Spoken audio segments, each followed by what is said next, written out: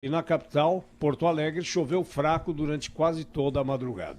Então é o julho mais chuvoso de Porto Alegre dos últimos 3 anos. E nós aqui sem um pingo. Exatamente. O Schiller, que é gaúcho, está aqui em São Paulo também sofrendo com a gente, né, Schiller? Se estivesse lá, estaria com uma umidade do ar melhor para respirar. Mas aquela chuva fria todo dia em Porto Alegre também não é fácil, viu? Aí, Zé Paulo, tá vendo? Você está reclamando aí, ó. E olha, eu vi essa semana uma cena que foi até dramática, né, para quem estava lá. No jogo internacional e Ceará, que foi anteontem, né, Schiller? Isso. Torcedores do Ceará em manga de camisa, com o frio de 12 graus que fazia na hora do jogo. Olha, o cara vindo do Ceará para assistir jogo no Beira-Rio. O Beira-Rio fica do lado ali do Guaíba, né? Bate um vento forte ali quando tá chovendo no inverno. Olha, complicada a situação. Mas pelo menos o Internacional ganhou, né? Esquentou então, o tempo. além de tudo, o Ceará perdeu. Quer dizer, eles Que ficaram noite, ali hein? no frio, né? Precisaram ficar pertinho um do outro para esquentar um pouquinho. Mas não foram nem informados que lá era diferente, né? Pô, tem que encarar 3 dias de viagem de ônibus para voltar pro Ceará, é complicado, né? Olha, que noite, hein? Continuemos. Quais são as chances aí do bloco de esquerda ter só um candidato para enfrentar agora o bloco do Centrão? E o Centrão está conseguindo. Eu não sei se o Álvaro Dias vai resistir muito tempo, não, às pressões que estão sendo feitas contra ele, hein? Olha, a minha impressão, Zé Paulo, é que a esquerda, quer dizer, eu não acredito, quer dizer, eu acho que a candidatura Manuela Dávila está balançando, né? Quer dizer, se o próprio partido abre a possibilidade de uma aliança, né? Mantém a candidatura, mas o tempo inteiro fala em aliança, fala em unidade da esquerda, etc., tem algum problema. A partido que quer manter candidatura não fala nesse assunto, porque isso já é um desgaste. Imagina, quem está disposto a fazer campanha pela Manuela, estava gostando da Manuela, põe o burro na sombra. Então, quer dizer, eu acho difícil que o PCdoB mantenha a candidatura. A Manuela vinha bem, hein? Vinha aparecendo. Se até a Manuela, não é, Sheila, bem articulada, boa de discurso, corre esse risco, imagine os demais pretendentes. Exatamente. Eu acho que tem uma dúvida sobre o PSB. O PSB tem pressões lá da família Campos, de Pernambuco, para uma aliança com o PT. O PT tem uma dificuldade imensa hoje de definição. Poderia ter um plano B, poderia ter adiantado isso, mas mantém essa questão da candidatura Lula. Acho que vai manter isso até o último recurso, até o dia 17 de setembro, lá na última hora. Isso vai prejudicar a montagem de aliança. Como é que um partido vai fazer aliança se não tem candidatura? E se tem essa enorme incerteza, não é? De outra parte, o Ciro Gomes, evidentemente, é candidato. Então, eu não acredito muito aí numa grande articulação, uma grande coalizão no campo da esquerda. Não acredito nessa aliança entre Marina Silva e Ciro Gomes, começa a especular essa conversa aí. Agora mostra que a aliança Centrão-Alckmin bateu, né? Tá muita gente com o cotovelo doendo aí em função dessa grande aliança, que é um gol, né? Todo mundo tentou fazer, é verdade que o governador Geraldo Alckmin conseguiu uma aliança que vai dar 43% do tempo de televisão. Sobre a candidatura de Josué Alencar, que nós comentamos no início do programa, inclusive com um artigo publicado na Folha, quer dizer, ele apoia, mas não quer formar na chapa de Alckmin. A Folha noticia hoje que a indecisão do Josué Alencar irrita os aliados de Alckmin. Eles acham que ele está vacilando. Agora né? estão loucos da vida com o Valdemar Costa Neto, né? Que voltou ao proscênio, né, Salomão? Ele é que garantiu que o Josué iria aceitar. E não era verdade. Eles têm a esperança de que quem desdenha quer comprar. Mas essa indecisão do Josué Alencar está se prolongando muito. Vai chegando aí o tempo fatal, nada. né? Eu acho que ele pensou bem, a família deve ter pressionado, né, Sheila? Não é fácil entrar na política, não, né? Mesmo porque ele é dono de uma das maiores empresas têxteis do mundo, né? Que é a Coteminas. E a gente tem exemplos aí, Antônio Hermídio de Moraes, né, Olavo Setúbal, de como quase prejudicaram as suas empresas no momento em que entraram na vida pública, né? Olha, eu concordo inteiramente. Assim, o maior inimigo de entrada de pessoas na política é a família. Aqui no bom sentido, a mulher, a esposa, mães, enfim. Eu acho que a família do Zé Alencar penou muito com a entrada dele na política. Quer dizer, eu acho que tem uma memória disso que, do ponto de vista público, é muito positiva, mas do ponto de vista da família, eventualmente não é. Então, acho que esse é um fator que pesa. Em que pesa, eu acho que no caso do Josué Gomes, ele tem muitas vinculações políticas, né? Inclusive a memória do seu pai com a vinculação ao ex-presidente Lula. Eu acho que isso também acaba sendo um fator de inibição aí dessa bem dessa lembrado, candidatura. né, Chile? Bem lembrado, Chile. Agora, o pessoal do chamado Blocão agora já deixou de ser centrão, viu? DEM, PP, PR, SD e PRB tiveram uma reunião que terminou sem a conclusão se o filho do ex-vice-presidente, José Alencar, aceitará ou não ser candidato a vice. E os líderes do Blocão disseram que até o fim da noite não haviam sido procurados pelo empresário, mas não perderam todas as esperanças, né? Sem o desfecho da novela, esses partidos oficializarão o apoio a Alckmin às 10 horas de hoje, sem o nome do candidato a vice. Esperarão uma resposta até o meio-dia. Então, vão se reunir para avaliar possíveis nomes para um plano B. Esta meia hora teve o apoio de Bradesco Prime, especialista na gestão do seu patrimônio. Trânsito. Helicóptero Bandeirantes aqui no corredor Norte-Sul, na saída do aeroporto de Congonhas. Tem trânsito bem lento até a passagem do viaduto João Girão da Costa Aguiar. Depois melhora. Aí tem lentidão a partir da Indianópolis até a chegada ao viaduto do Toia, ali na 23 de maio. Para quem está indo para Congonhas nesse trecho do corredor Norte-Sul, condição boa. Vai pegar a estrada? Então antes aproveite as ofertas da revisão de férias do serviço Chevrolet. Agende, acompanhe e comprove. Pedestre, use sua faixa. Menina, que trânsito! Que foi? Ah, de sempre. Buzina, buzina, buzina. E você? Ah, desconto, desconto, desconto. Mas sim. Respeitei o limite de velocidade, desconto. É? Nenhuma frenagem brusca, desconto. Curva certinha, desconto. Nenhuma buzinadinha? Ah, só a do ciclista para agradecer a preferência. Chegou o aplicativo Trânsito Mais Gentil do Porto Seguro Alto. O app que transforma sua gentileza no trânsito em prêmios e descontos no seguro. Pegue o caminho da gentileza. Baixe agora ou consulte seu corretor. No Fleming's Prime Steakhouse e Wine Bar, você vai desfrutar de uma experiência única. Venha experimentar nossos deliciosos steaks, harmonizados com 100 opções de vinhos em taças. Aproveite o nosso menu de almoço exclusivo para a área do bar, de segunda a sexta, exceto feriados, com a combinação de couvert e prato principal por R$ 49,00. Avenida Cidade Jardim 318. Acesse flemings.com.br e saiba mais. Senhoras e senhores, do lado azul do ringue, lá vem ele. É força, é confiança, é controle. Campeoníssimo em estabilidade e alta performance. Ele aguenta qualquer pancada. É qualidade de sobra que não deixa ninguém na mão. Ele é o amortecedor HG Nakata. E do outro lado... É isso aí, com o amortecedor HG Nakata não tem briga, é alta performance pra valer e tudo azul pra você. Faça revisões em seu veículo regularmente. Jornalismo. Jornal Gente. Bandeirantes.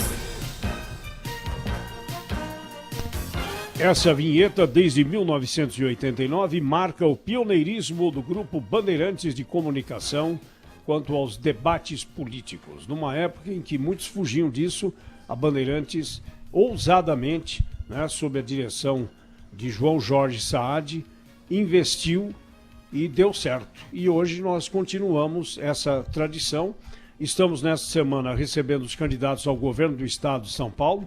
Já recebemos na segunda-feira o governador Márcio França, candidato à reeleição. Na terça, o candidato do MDB, empresário Paulo Scaff. Ontem, a candidata do PSOL, a professora Lisete Arelaro. E hoje recebemos Luiz Marinho, o candidato do PT. Eu vou provocar o Luiz Marinho logo de cara.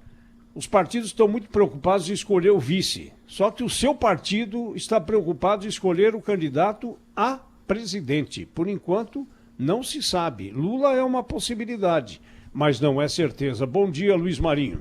Bom dia, Zé Paulo. Bom dia, Salomão, Pedro, Fernando. Bom dia, ouvintes da Rádio Bandeirante. Um prazer enorme estar mais uma vez contigo. Na verdade, o PT já decidiu, Zé. Tem uma dificuldade da imprensa de aceitar a decisão que o PT tomou há muito tempo. É uma decisão muito concreta, clara, transparente, acima de tudo. Dia 15 de agosto nós registraremos o nosso candidato, que chama-se Luiz Inácio Lula da Silva. Agora, as questões que vão decorrer a partir do registro, vamos disputar cada momento, cada lance, como num jogo de futebol, como num campeonato, corrido, de curta duração, enfim.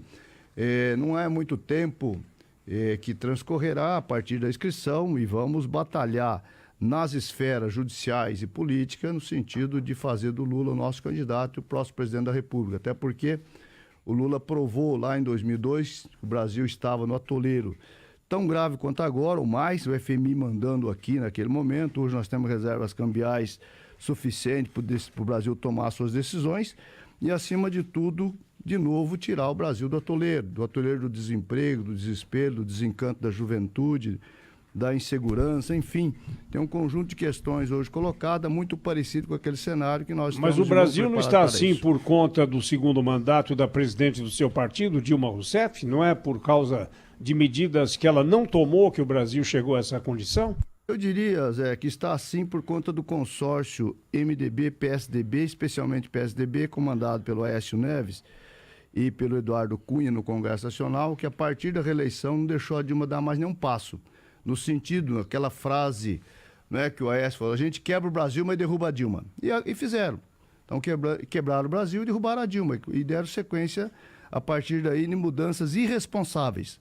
Eu não lembro de ter lido, nem na época do Império, tamanho entreguismo como o Brasil passa hoje, através da nova lei do petróleo, através das desmontes da legislação, enfim, um conjunto de problemas que o Brasil está enfrentando hoje, nós teremos que recuperar.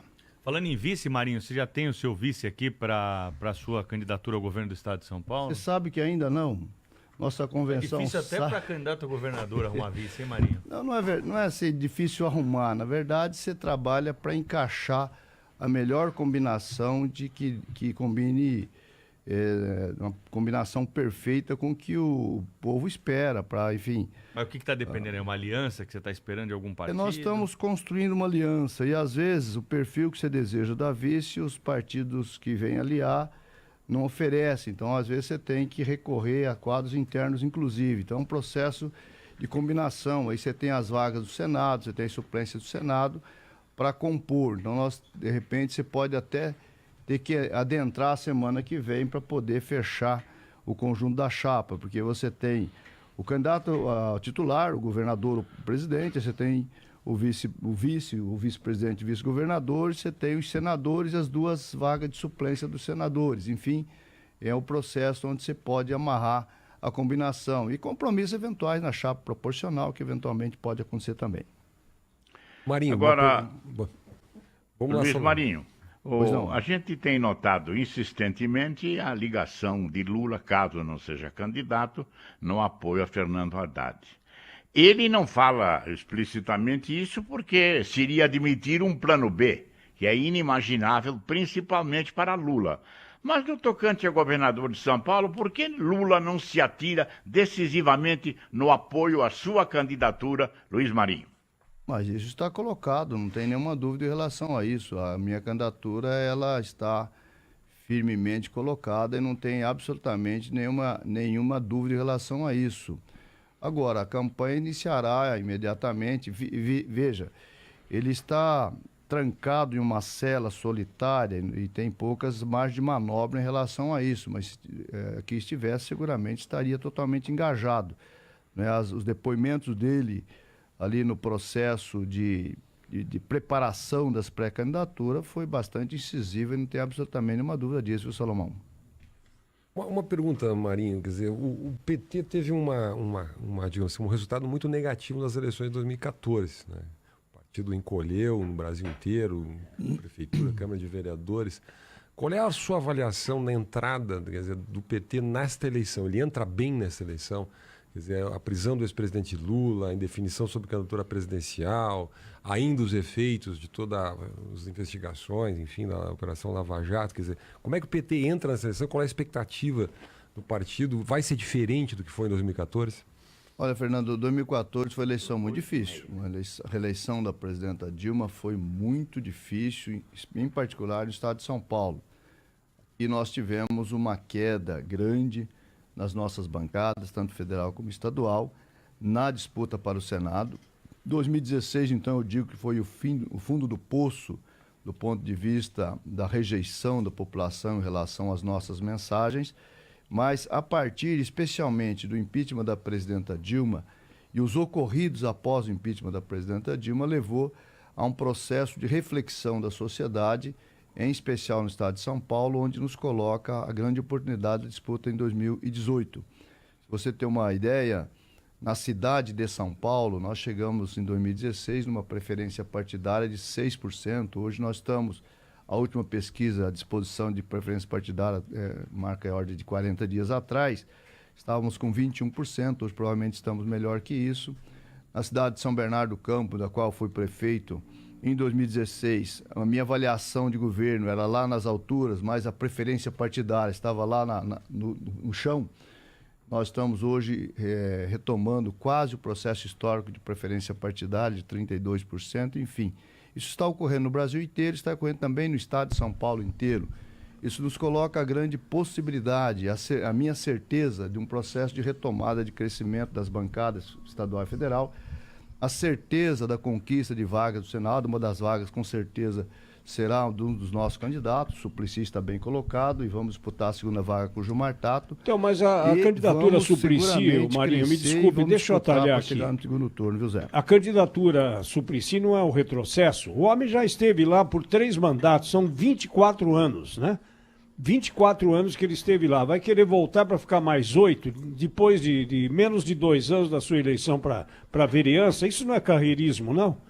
Veja, no caso do Suplicy, você sabe que tem uma grande vinculação com o Senado e tem uma paixão eterna muito grande e tem um pedido, eu sou testemunha disso, eu até tentei convencê-lo a ser candidato a deputado federal, inclusive, mas acompanhando ele, de fato, a população, onde ele vai, o chama de senador e pede ele no Senado de volta. Então, claro, 24 anos lá. É um clamor. Ele virou emérito.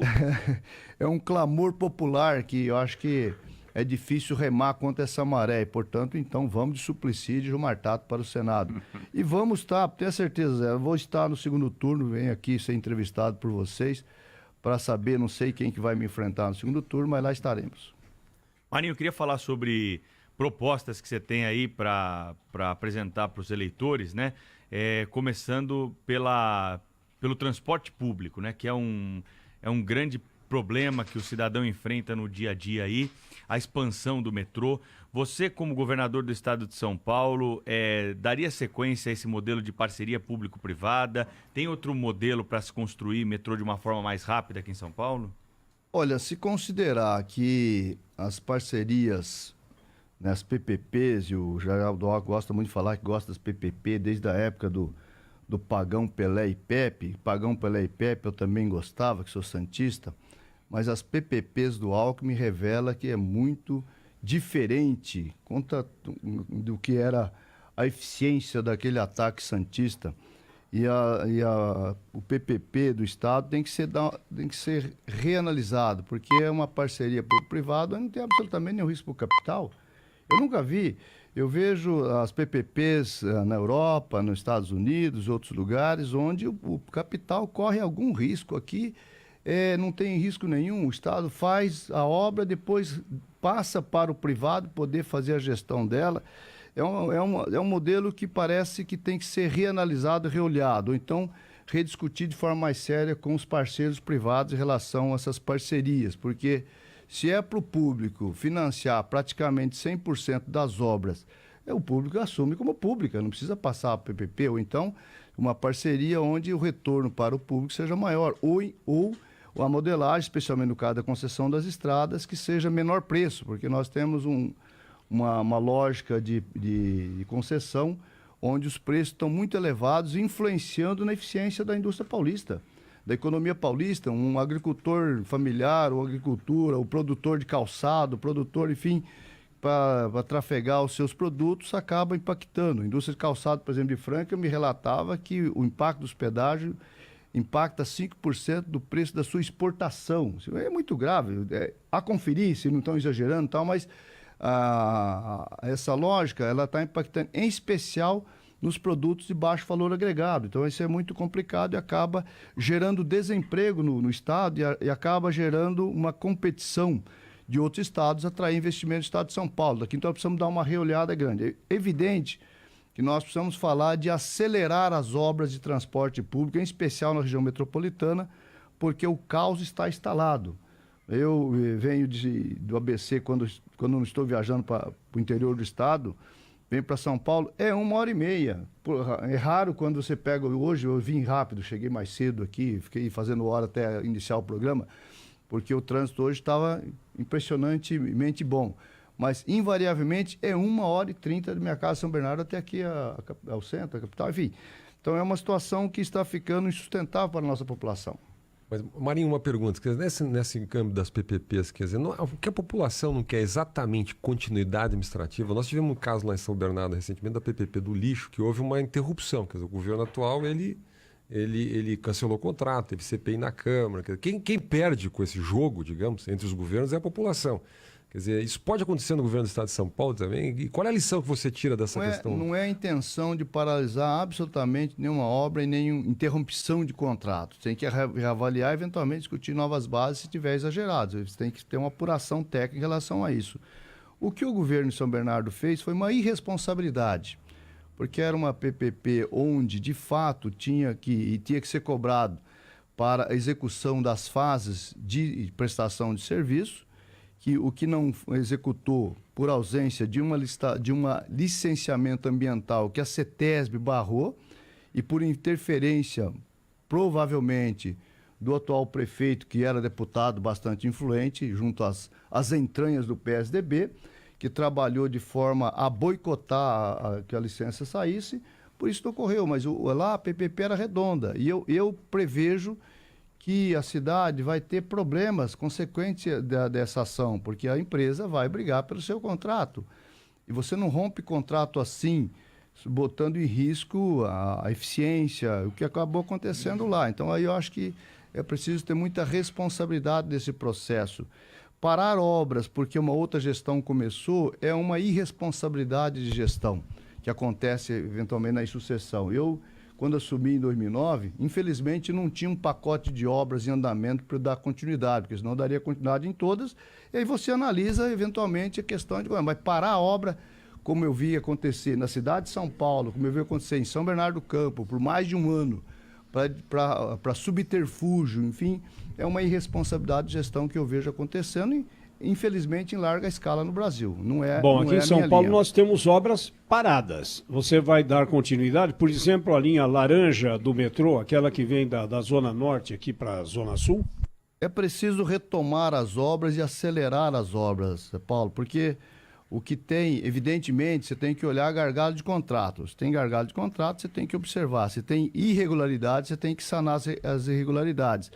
Mas o que a população espera é que na região metropolitana, de fato, haja um processo onde se enfrente para valer a integração de modalidade em toda a região metropolitana, a integração tarifária. Eu, quando prefeito, insisti muito com o governador Geraldo Alckmin, e o pouco período que eu acompanhei também durante a gestão do governo do Zé Serra, que era preciso enfrentar a questão de integração de modalidade de transporte e de tarifas na cidade de São Paulo, porque, infelizmente, você não pode prejudicar a população. E o transporte ele é relativamente caro e bastante ineficiente. Então, é preciso melhorar a eficiência e você ter uma equação onde caiba no bolso da população. No mundo inteiro, o transporte é subsidiado. Então, nós precisamos parar com essa hipocrisia de falar, mas não dá, porque não sei o que tal. É preciso enfrentar o dilema. E a população quer solução. Não quer que o município joga para o Estado joga para o governo federal. É preciso que os três entes assumam a responsabilidade de resolver o problema em definitivo. Eu acho que está faltando vontade política para isso. É preciso, especialmente no caso do governo do Estado, ele é o principal ente de coordenar essas ações. Se o governo federal não quer entrar, chama os municípios, faça um fundo, faça o planejamento e execução com severidade no planejamento, o que tem faltado, infelizmente, no estado de São Paulo. Até porque, se você olhar, 24 anos PSDB governando, eu brinco, 24 anos, se você planejar, dá até para fazer chover. Então, agora, é o tempo que o Suplicy, viu? Mas é o tempo que o Suplicy ficou no Senado, e não consta que tenha feito muita coisa em 24 anos também. Ô Zé Paulo, você tá de perseguição com o Suplicy. Não, eu acho que é carreirista, é só isso. O homem foi eleito vereador, foi o vereador mais votado em São Paulo. Antes de completar o mandato, já quer sair. Nós criticamos muito o João Dória por sair da prefeitura para ser candidato. Mas é diferente, e o Suplicy Zé Paulo. faz o mesmo. Não é diferente. Opa, ele está frustrando o voto Zé, do paulistano que o escolheu como vereador. Ô Zé, se estiver frustrando, ele não será eleito senador. Aí a gente conversa depois, fazer uma avaliação. Aí se isso acontecer, eu vou te dar a razão. Mas eu aqui vejo completamente diferente. Em 2014, por exemplo, parte da militância do PT queria que eu colocasse meu nome à disposição para ser candidato a governador. Eu falei, mas de jeito nenhum. Eu não vou renunciar de prefeito, um cargo executivo, para disputar outro cargo. Isso é uma irresponsabilidade. Assim eu vejo.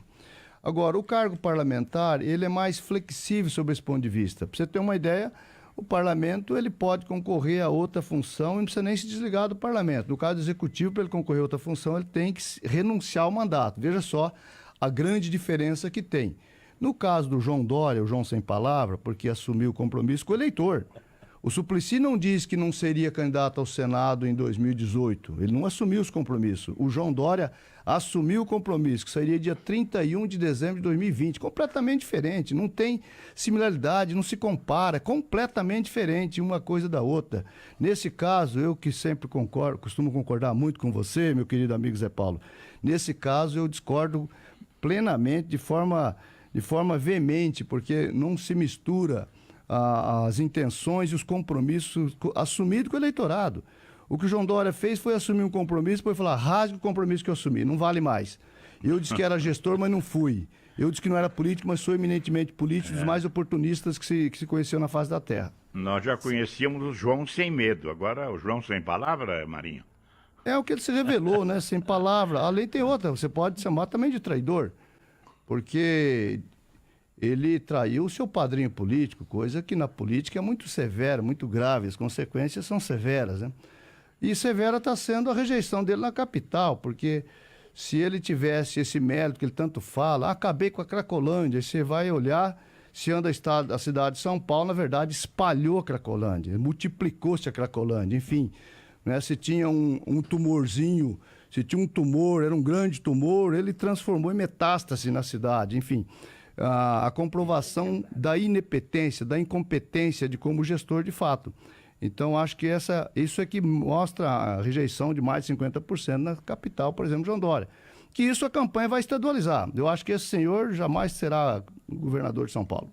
São 8 horas e 54 minutos. Nós estamos recebendo hoje aqui no Jornal Gente, com transmissão pelo Facebook, pelo YouTube da Rádio Bandeirantes e também pelo site, o pré-candidato do PT ao governo do Estado, Luiz Marinho. Já já retomamos o segundo bloco dessa entrevista. Trânsito. O helicóptero Bandeirantes está na Avenida Interlagos. A passagem pelo autódromo é tranquila. A passagem pela ponte Girubatuba tem trânsito lento. Depois a condição melhora e aí o motorista vai bem até a chegada à região da Irvante Quissajiquian. Dali para frente tem trânsito lento até a Praça Ministro Pedro Chaves. Para quem vai no sentido do bairro, o caminho é bom agora. Hoje o mundo tem inteligência artificial. Tem mais sensores e mais dispositivos conectados na nuvem. Tudo isso é tão inteligente. IBM, a inteligência pronta para trabalhar. Visite a FIPAM. De 24 a 27 de julho, no Expo Center Norte, acontece a maior feira de panificação e confeitaria da América Latina. Máquinas, equipamentos, ingredientes e serviços, reunindo o que há de mais moderno para a panificação e para todos os segmentos que operam o food service. Visite, credencie-se antecipadamente pelo site www.fipan.com.br. FIPAM, mais um evento do Santapão. Há mais de 20 anos, a Stuttgart é referência em Porsche. E a bordo de um Porsche Macan, a vida é muito mais intensa. Um carro que você dirige com prazer, em qualquer lugar, em qualquer caminho, em todos os momentos. Saia do comum e entre num Porsche Macan. Você encontra seu Porsche Macan e toda a linha Porsche em uma das 8 unidades Stuttgart Porsche em todo o Brasil. Stuttgart, sua referência Porsche. No trânsito, a vida vem primeiro.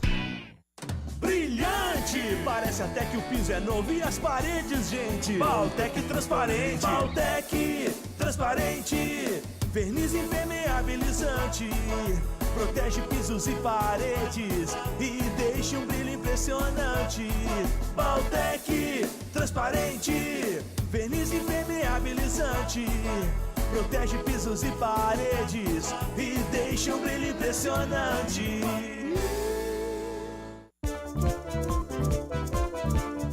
Você já conhece a Educação de Jovens e Adultos da Prefeitura de São Paulo? São cursos presenciais por toda a cidade para pessoas a partir de 15 anos que não tiveram acesso ou não concluíram o ensino fundamental. Conheça mais sobre a Educação de Jovens e Adultos no www.prefeitura.sp.gov.br e matricule-se. Prefeitura de São Paulo. Seu direito de saber é nosso dever. Se importa para você, estamos presentes. Bandeirantes. Esta meia hora tem o apoio de Imecap Hair. Não se deixe enganar com qualquer promessa. Contra a queda de cabelo, Imecap Hair. E voltamos com a entrevista com o Luiz Marinho, candidato do PT ao governo do estado de São Paulo. Marinho, você foi dirigente sindical, dirigiu a maior central sindical do país, a CUT, durante 5 anos, foi prefeito de São Bernardo do Campo, portanto, uma figura pública exposta. E claro que agora, numa campanha para o governo do estado... Só corrigindo, eu dirigi a CUT por 2 anos. Só 2? Só 2. Eu tinha aqui anotado 2 mandatos, foi um só então. Dirigi o sindicato 7 anos, a CUT 2 anos. Ah, tá certo. Eu acabei saindo para assumir o Ministério do Trabalho em julho de 2005.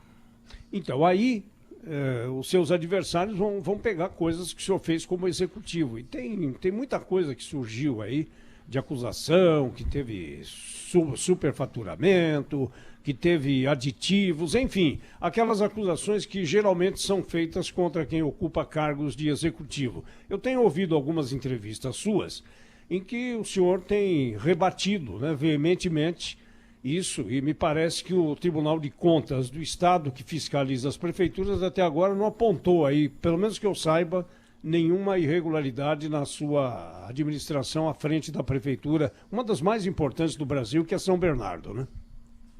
É isso, Zé. Eu sou, graças a Deus, até aqui não tem absolutamente nenhuma rejeição de uma conta minha pelo Tribunal de Contas. Tem anotações que sempre é impossível você administrar uma cidade do tamanho de São Bernardo, não ter anotação de uma área ou de outra, mas nada que macule a gestão, que macule a capacidade.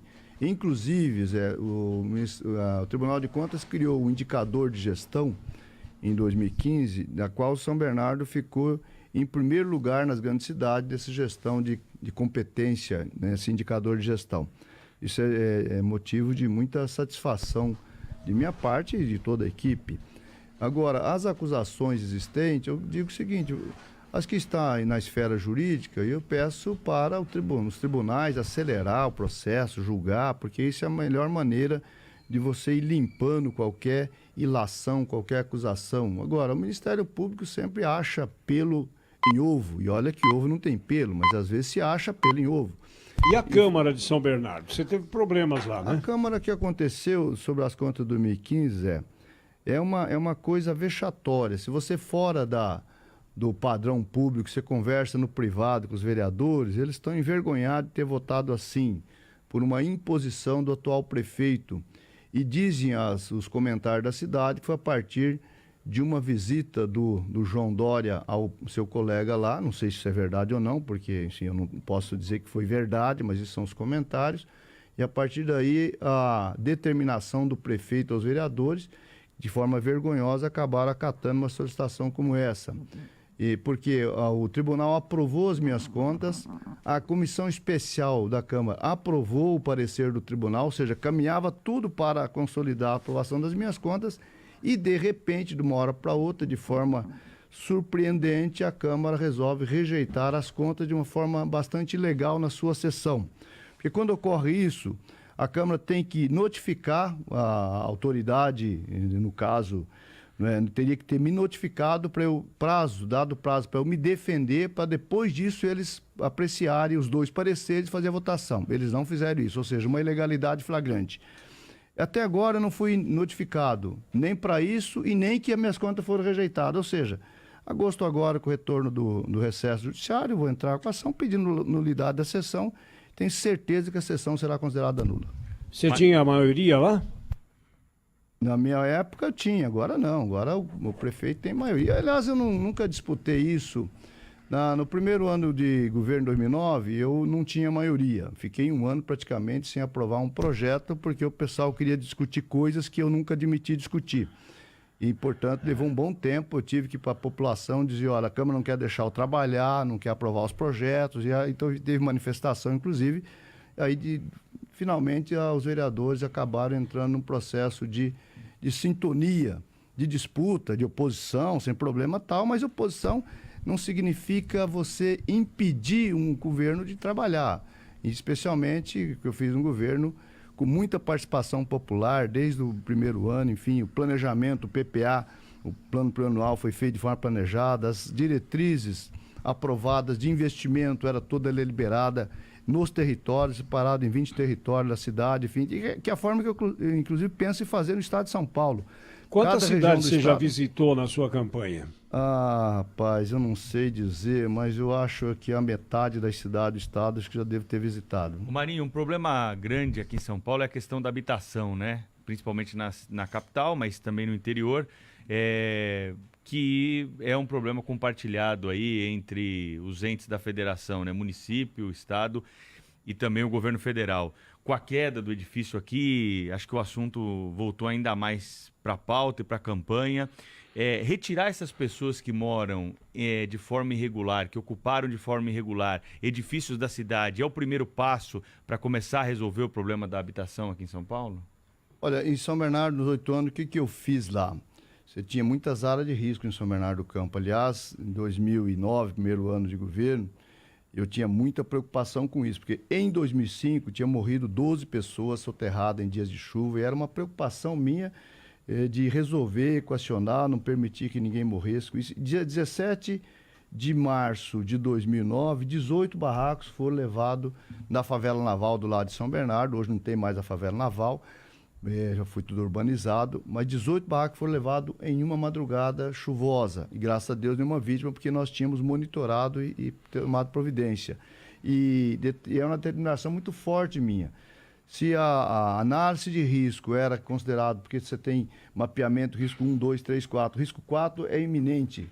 E chuva é iminente o risco de morte dessas pessoas. Então tira, nem mesmo se tiver que usar a força, mas tem que proteger a vida das pessoas. Isso nós conseguimos fazer. A deputada Ana do Carmo aprovou um projeto na Assembleia Legislativa propondo mapeamento de risco no estado de São Paulo. O governador Alckmin vetou. Olha o absurdo. Se tivesse feito o mapeamento, esse prédio do Largo Paissandu poderia ter sido evitado, porque provavelmente no mapeamento teria considerado aquele prédio como risco e, portanto, tinha que ser desabitado. Agora, sem uma análise, sem um diagnóstico real, concreto de todo o estado das áreas de risco, os entes ficam sem como atuar para resolver os problemas e antecipar e evitar desastres naturais. Não é tão natural assim. Você sabe que todo ano chove, sabe que todo ano dá enchente, sabe que todo ano dá seca, todo ano tem problema de crise hídrica. Você tem que buscar atuar no planejamento para evitar essas questões. E se até lá não tiver o plano estadual, uma das coisas que nós vamos providenciar nessa área é ter um plano de risco, análise de risco, todo mapeamento para você poder atuar a partir daí. Organizações sociais de saúde, Marinho, é visto como um modelo de sucesso em termos de gestão, foi criado pelo ex-governador Mário Covas, cresceu ao longo do tempo com o Zé Serra, com o Alckmin, etc. Vão continuar as OS, vai expandir as OS, esse modelo de gestão compartilhada? No começo foi considerado sucesso, hoje está um desastre, porque no tempo, por ineficiência da gestão, e de um bom planejamento, de um bom monitoramento, você tem hoje OS tomando conta da gestão. A gestão tem que ser da Secretaria de Saúde, tem que ser do Estado, não pode terceirizar esse processo. Você pode ter contrato de OS, subcontrato, com metas de empenho e tal, e você controlar ali, é possível. No ABC, nós temos a Fundação ABC, que nós trabalhávamos do contrato dessa natureza. Agora, a gestão tem que ser da Secretaria de Estado, ou seja, eu costumo até dizer assim, a farra das UES vão acabar no governo Luiz Marinho, no estado de São Paulo. Não que vão acabar as UES. As UES não, as UES poderão continuar trabalhando e tal, mas sob contrato, sob vigilância e sob comando severo da Secretaria do Estado para poder responder o problema lá embaixo. O UES tomar conta do monitoramento, por exemplo, da internação, dos centrais de internação, isso está totalmente equivocado, totalmente errado, é uma inversão total. É mesmo que falar assim, ó, vamos privatizar a saúde pública, né? Então assume logo que é privatizar e caminha a privatização, que não é o caminho. Então, enfim, é preciso aqui você ter uma reanálise, um rearranjo nesse processo.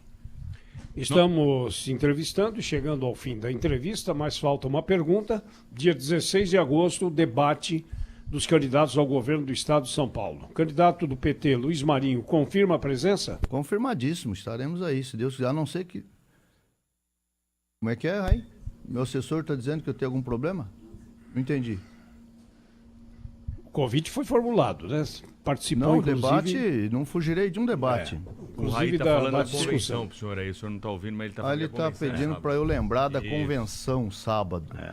Sábado agora, dia 28 de julho, eu ia fazer no final, né, convidar aí toda a militância, simpatizantes que queira estar conosco, a convenção das 9 da manhã às 13 da tarde, no Sindicato dos Metalúrgicos de São Paulo, na rua Galvão Bueno, se eu não me engano, 782, mas é ali quase esquina com a Tamandaré. É o Palácio do Trabalhador, que na verdade é o Palácio do Sindicalista, né?